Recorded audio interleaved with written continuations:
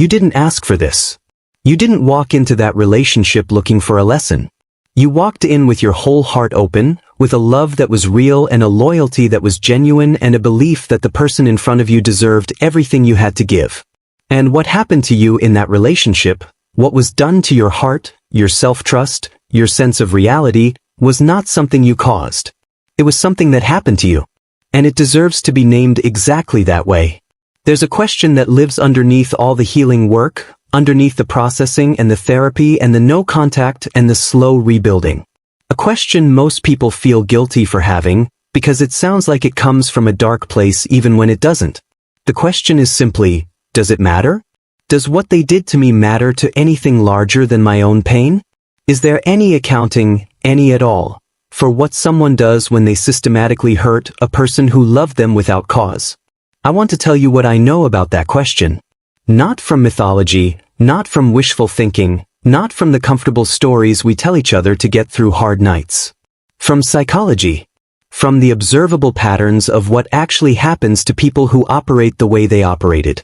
From the documented, predictable, consistent consequences that unfold in the lives of people who spend years taking from others without ever building anything real inside themselves. What I know is this: it matters. All of it matters. And the accounting is real. Karma is a word that gets used loosely, and I want to use it precisely. Not as cosmic punishment delivered from outside by some force that tracks wrongs and assigns consequences on a schedule, but as the natural, inevitable result of the internal and relational choices a person makes over time. Every choice to deceive rather than be honest. Every choice to extract rather than give. Every choice to protect the false self rather than develop a real one. Those choices compound. They build.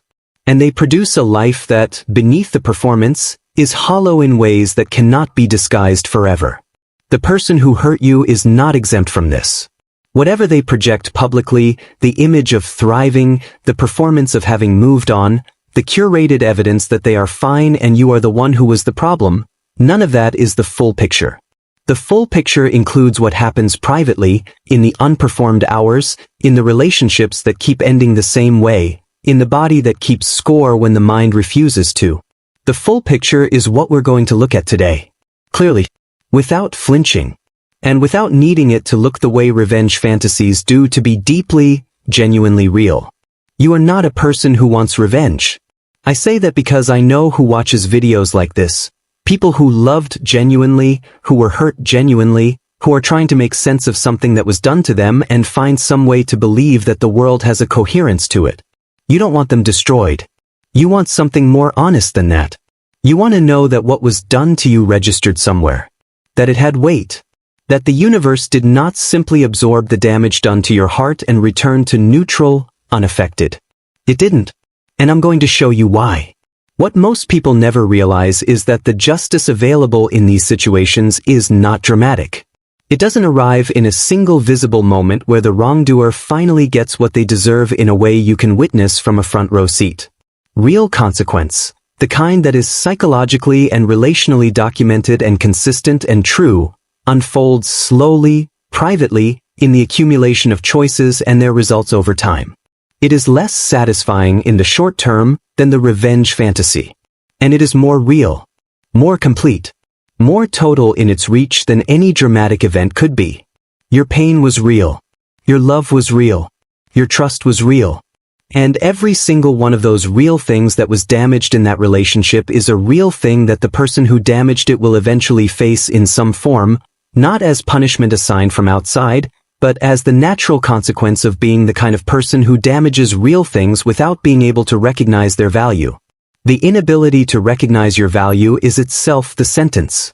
It guarantees a specific kind of life. And that life, as it unfolds, is the heaviest price they will ever pay.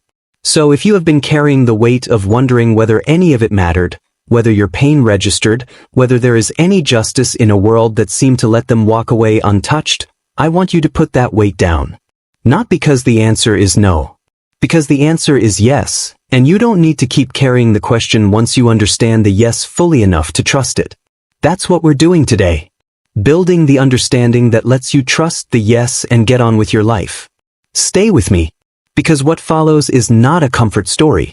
It is a true story, the true story of what happens to people who operate the way they operated, told in the honest, grounded, psychologically real terms of what that actually looks like. No mythology. No wishful thinking. Just the truth about what choices produce, what patterns cost, and why your heart, however wounded, is already standing on higher ground than the person who wounded it will ever reach. To understand what karma actually looks like in the life of a narcissist, what the real price of their choices is, you have to understand the one thing they can never escape: themselves. External circumstances can be managed. Narratives can be controlled. New people can be charmed. Reputations can be repaired, at least temporarily. But the interior, the actual lived experience of being who they are, day after day, in the private hours when no one is watching and the performance has no audience, that cannot be managed away. And that interior is the first and most persistent consequence of everything they did.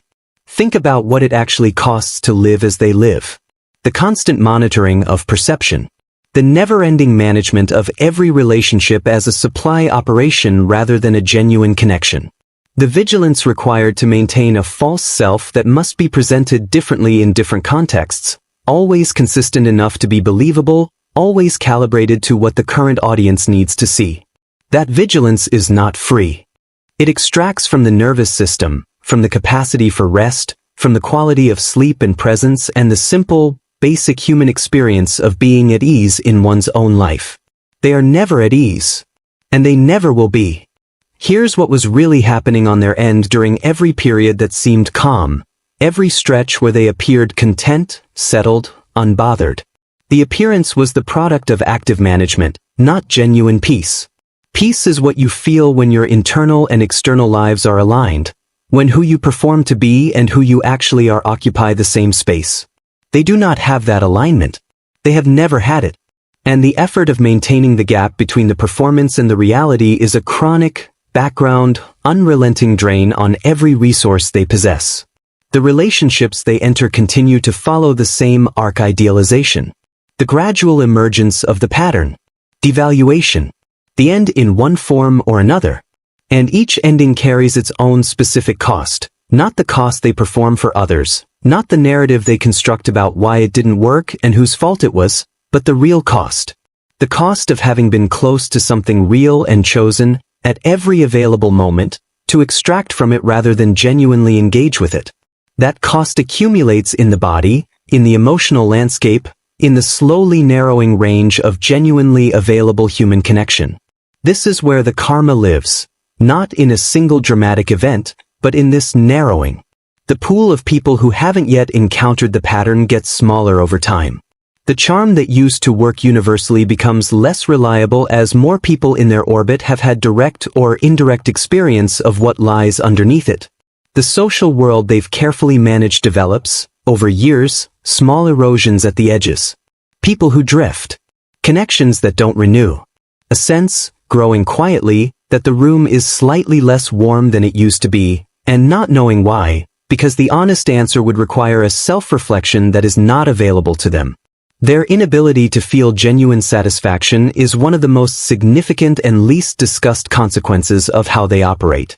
The supply dynamic, the extraction of emotional resources from others, is designed to produce relief, not fulfillment. Relief from the chronic emptiness, relief from the anxiety of not being confirmed, relief from the sense of insufficiency that lives beneath the grandiosity. But relief is not the same as satisfaction. Relief requires constant renewal. And a life organized around relief, around the ongoing management of a chronic deficit, is a life that never arrives anywhere. It just keeps running. Here's what the person who hurt you cannot access. Genuine intimacy. The specific, irreplaceable, deeply human experience of being fully known by another person and loved in that knowing, without the performance, without the management, without the careful control of what gets revealed. Real intimacy requires the willingness to be seen accurately. And accurate seeing is the thing their entire architecture was built to prevent. So they live in relationships that approach intimacy but never complete the journey. Always the performer. Never the person. Always known as the image. never as the self. That specific deprivation, for a being whose deepest need is the same as every human's, to be genuinely seen and genuinely loved, is the heaviest sentence available. The shame they carry, buried under the grandiosity, insulated by the false self, defended against with every tactic in their repertoire, does not go away because they refuse to look at it. It lives in the body. It surfaces in the rage that is always slightly disproportionate, in the sensitivity to perceived slights that produces responses that confuse people who don't know the pattern, in the specific anxiety that shows up when control is not complete, when someone's perception of them cannot be fully managed. The shame runs constantly, underneath everything, producing an interior life of far more turbulence and far less peace than the exterior ever reveals. And here is the consequence that reaches furthest into their future. Every choice they made to protect the false self over developing a real one was a choice to remain exactly where they are, emotionally, relationally, developmentally. While the people around them grow, through challenge, through honest confrontation with themselves, through the humbling and expanding work of genuine relationship, they remain, in the most essential ways, stuck. The performance becomes more refined. The tactics become more sophisticated. But the underlying capacity for genuine human connection, for real emotional growth, for the kind of life that produces lasting satisfaction, that remains exactly where it was. Frozen at the level of the wound they never agreed to heal. So when you look at their life and wonder where the consequences are, when the Instagram seems fine and the new relationship looks promising and everything on the surface looks like they simply moved on without a scratch, remember that the surface is the only thing you're seeing. Underneath it is a person running a system that was never designed to produce what human beings actually need. A person who will age in that system, relationship by relationship, performance by performance, never arriving at the thing they're running the whole operation to find. That is not a fantasy of punishment. That is the documented, predictable, inevitable result of the choices they made. And it is already in motion. Here is where the story shifts in a way that changes everything about how you've been seeing it. Because for a long time, probably longer than you realize, you've been watching what appears to be a story where they win and you lose. Where they walk away intact and you walk away broken. Where the person who caused the harm experiences no visible consequence while the person who received it does all the visible suffering. That story is wrong. It was always wrong. And the shift I'm about to describe is the moment that wrongness becomes undeniable. The shift begins when you stop watching them and start watching yourself. Because what has been happening to you, through all the grief, all the confusion, all the painful rebuilding, is something that has no equivalent on their side. You have been growing. In the most essential, most durable, most life-altering sense of that word. You have been doing the work that they will never do, the honest, unglamorous, sometimes agonizing work of looking at what happened clearly and integrating it into a self that emerges from the process genuinely changed. That growth is the most significant thing happening in this entire story. And it is happening entirely on your side. Think about who you were before this relationship and who you are now. Not in the wound sense, not in the ways the relationship damaged you, though those are real.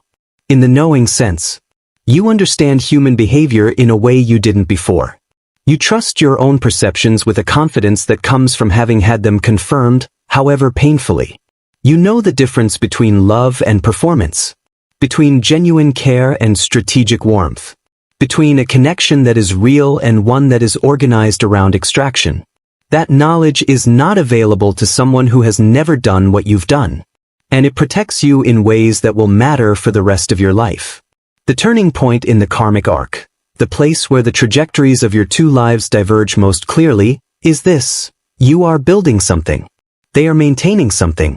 You are building a self, a life, a capacity for genuine relationship that grows richer and more sustainable with each honest choice you make.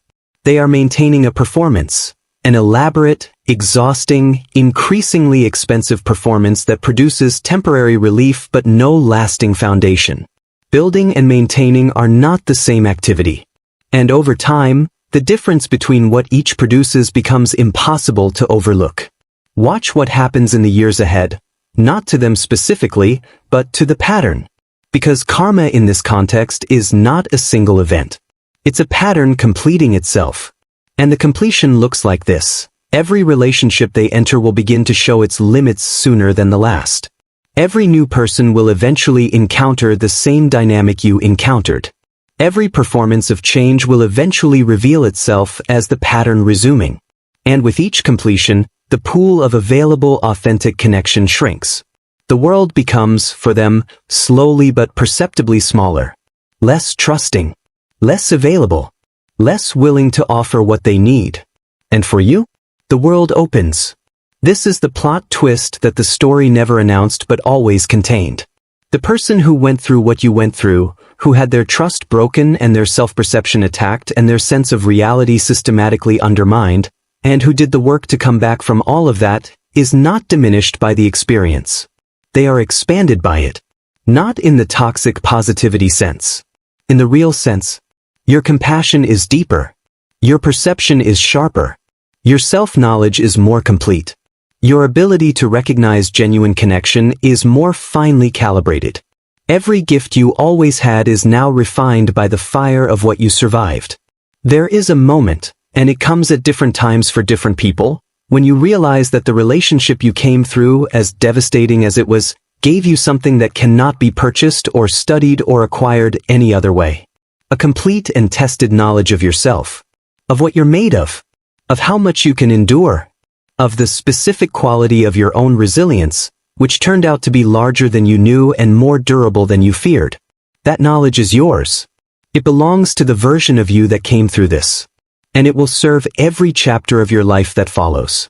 Meanwhile, back in the world they're inhabiting, something specific is beginning to surface that their management of perceptions is becoming insufficient to contain. It's not dramatic. It's not a single visible fall from grace. It's a texture change in how they move through their social world. A wariness in people who've been around long enough. A reputation that is one conversation away from telling a story they don't want told. A trail of former connections who, if asked the right questions by the right people, would describe a pattern that is unmistakable.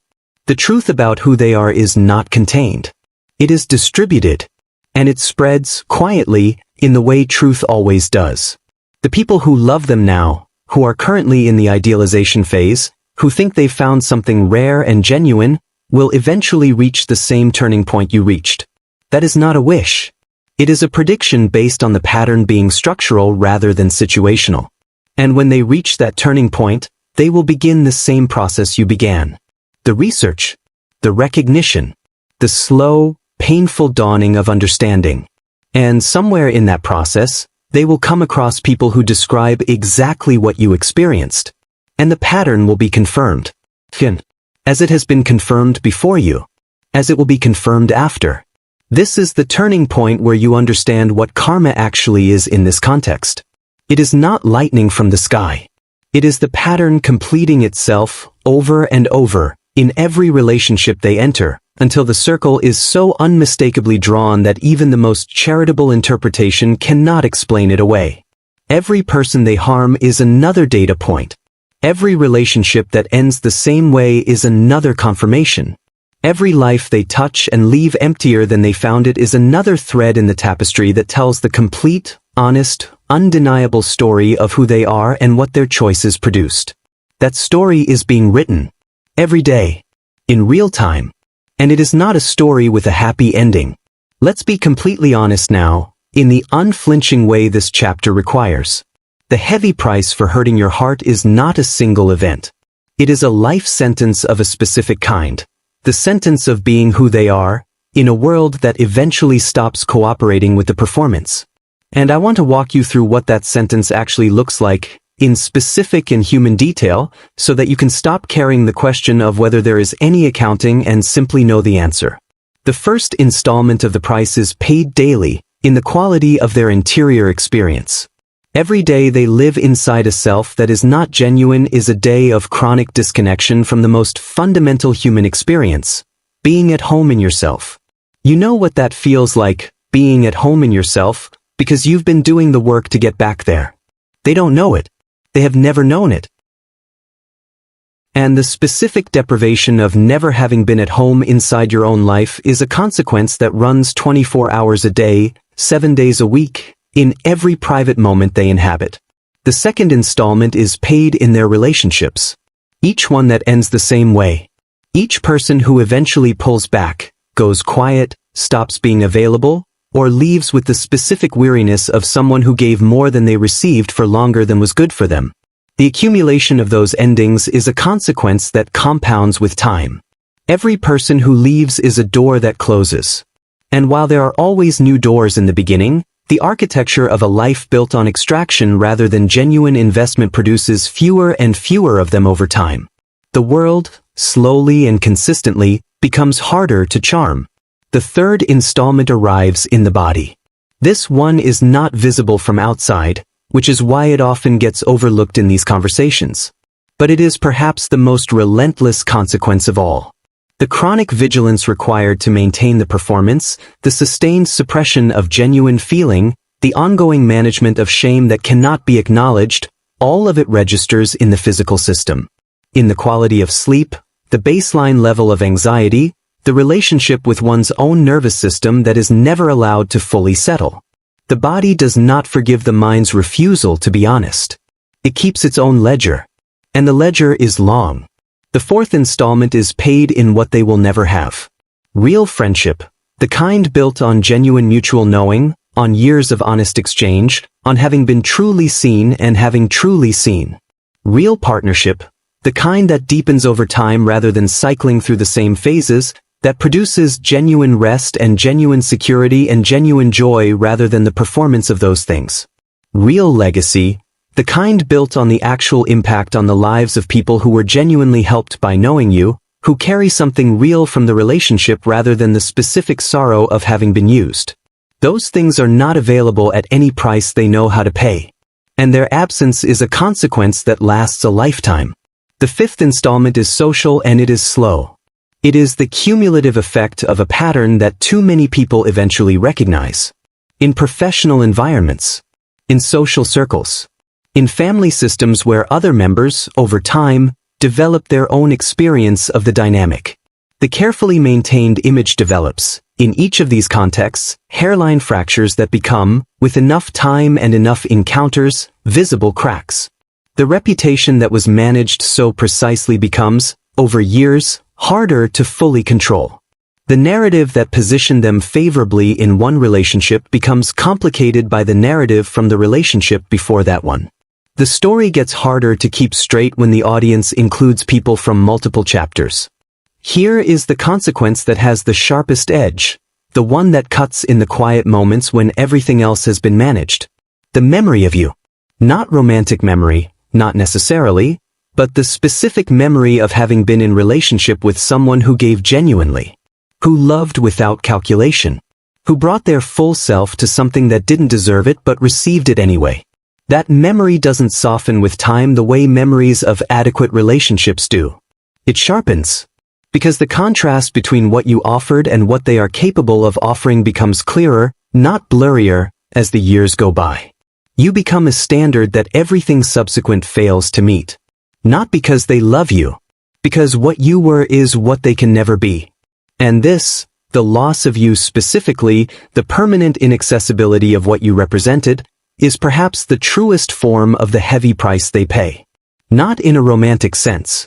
In the sense that what was discarded or damaged or lost in their relationship with you was a quality of human engagement they are not equipped to replace. Your loyalty, your depth, your genuine care, your willingness to stay and try and love even when it cost you, those things were rare. And rare things, when lost, do not simply get replaced by equivalent alternatives. They leave a specific absence. And that absence is a companion they will carry for the rest of their life, unacknowledged and unresolved, into every new relationship that also, eventually, fails to fill it. The karma is not coming. The karma is here. It has been here since the first choice they made to harm rather than heal, to take rather than give, to protect the false self rather than develop a real one. It exists in every day they live without the peace of genuine self-knowledge. In every relationship that runs the same broken pattern. In every private hour that carries the weight of everything they refuse to face. In every moment of almost intimacy that their own defenses prevent from becoming real. The lightning strike of cosmic justice would be, in a strange way, more merciful than this. Because it would end. What they're living in doesn't end. It just continues, as long as they continue, producing the same hollow results from the same hollow choices. You are free of it. That is the truth that matters most in this chapter. The price they are paying, and will continue to pay in every one of the installments described, is being paid in a life you are no longer part of. You left. Or they pushed you out and you chose not to return. Either way, the economy of that dynamic is no longer one you participate in. Their consequence is theirs. Their life sentence is theirs. Their hollow hours and their broken pattern and their permanent inaccessibility to the genuine intimacy they need but cannot allow, all of it is theirs. And you, standing outside of it, building something real on entirely different ground, are already in the only place that matters. The place where the price is theirs and the freedom is yours. Here is what I want you to carry from everything we've walked through. Not satisfaction. Though understanding the full picture honestly may bring some quiet relief that doesn't require you to feel guilty for feeling. Not vindication. Though the truth of what you lived through and what it cost you and what it will continue to cost them is real and it matters. What I want you to carry is this, a complete and accurate picture. One that includes both the reality of what was done to your heart and the reality of what that doing costs. The world is not indifferent to what happened. Reality is not neutral on the question of what choices produce. Your heart was hurt. Genuinely, significantly, in ways that required real work to heal and that left real marks even after the healing. That is not nothing. That is not something that happened and passed without consequence. It changed you. Not only in the ways that feel like damage, though those were real. Also in the ways that feel like depth. Like earned wisdom. Like the specific kind of knowing that only comes from having loved in difficult conditions and survived. Your hurt heart is also a taught heart. And what it was taught is worth more than what it cost. The person who hurt you will face their accounting. Not on your timeline. Not necessarily in a form you'll witness directly. Not in the dramatic way the story in your head sometimes imagines. But in the form that is actually available. The real form, the psychological and relational and physiological form, they are already facing it. Every day that passes in the life they've constructed is another day of the consequence I described. And every day that passes in the life you are building is another day of the return on the investment you made in your own healing. The distance between those two trajectories grows with every day. In your favor. The chosen ones. The people with the depth and empathy and capacity for love that made you so valuable to someone who couldn't appreciate that value, are not defined by the hurt that was done to them. They are defined by what they do with it. And what you are doing with it is the thing that will matter most in the long arc of your life. The clarity you've developed. The self-trust you've rebuilt. The understanding you now carry about the difference between genuine connection and the performance of it. These things are not consolation prizes. They are hard-won, fully earned, entirely yours. Give yourself permission to stop waiting for visible justice. Not because justice isn't real, it is, in the forms I've described. But because waiting for it, keeping your attention turned toward them, monitoring for signs of their consequence, measuring your own okayness against evidence of their difficulty, keeps you oriented towards something that is no longer your concern. The justice is happening. You don't need to watch it happen. You need to live your life. And your life, unlike their consequence, requires your active presence and attention and investment to become what it's capable of becoming. The love you gave was not wasted. This is one of the hardest things to feel in the aftermath, but I want you to sit with it. Love is not wasted when it doesn't return the way it was given. Love is an expression of who you are, and who you are is not diminished by the inability of another person to receive what you offered. You loved. That means something about you. That says something true and important and beautiful about your character. And that character, which is yours, which no one took, which survived everything that was done to it, is what you're going to bring to what comes next. And what comes next will be worthy of it. You deserve a love that matches what you give. Not a love that performs matching in the beginning and then reveals its incapacity once the performance is no longer required. A love that actually is, consistently, durably, in the ordinary moments and the difficult ones, what it says it is. That love exists. It requires a person capable of genuine reciprocity to offer it, and those people exist too. You will recognize them now in a way you couldn't before. Because you know, with the specificity of someone who has experienced the counterfeit, exactly what the real thing feels like. That knowing is your protection, and it will bring you home. Karma, properly understood, is not about punishment. It is about coherence. About the world having an internal logic that makes the choices people make matter, that connects cause to effect, pattern to consequence, interior life to external result. What gives you the ability to trust that logic, to rest in it rather than needing to enforce it or witness it, is the same thing that allowed you to love as deeply as you did. You understand, at a level deeper than argument, that what is real matters. That genuine things have weight. That love given truly registers somewhere even when the recipient can't hold it. That understanding is not naive. It is the deepest possible faith in the coherence of reality. And reality, in the end, is always on the side of what is real. So here is the final instruction, offered with the full weight of everything we've covered. Let go. Not of the truth, keep the truth close. Not of the clarity, it protects you. Not of the grief, if it's still present, it needs the time it needs. But let go of the watching. Let go of the monitoring. Let go of the ongoing project of tracking their consequence and measuring your okayness by how much they seem to be suffering. Let go of the need for the visible, dramatic, confirming moment that would prove to you that the universe noticed what was done to you. It noticed. You don't need to keep checking. It noticed. And it is handling it in the only way that is actually available and actually complete. They will pay the price. They are already paying it. In every hollow hour. In every relationship that runs the same tired pattern. In every moment of almost connection that their own walls prevent from becoming real. In the specific, permanent absence of you, of what you were and what you brought and what you offered and what they were incapable of receiving. That price is real and it is heavy and it will not be remitted. But it is not yours to collect. Your job, the only job that matters now, the one that is worthy of everything you've been through and everything you are, is to take the heart they tried to break and build something extraordinary with it. Because that heart, hurt and healed and still completely, irreversibly yours, is the most powerful thing in this entire story. It always was.